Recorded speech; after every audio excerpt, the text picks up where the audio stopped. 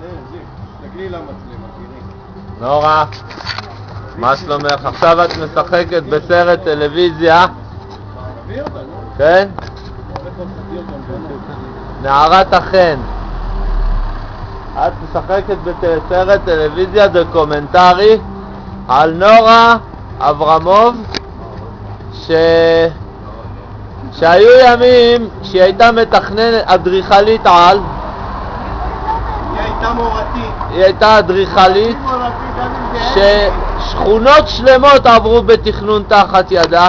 היא תמיד שמרה על אסתטיקה, על ניקיון, על איכות הסביבה, ועכשיו אנחנו מצלמים אותה בשעת צהריים בשכונת עין כרם, ליד החנות ירקות של גילי.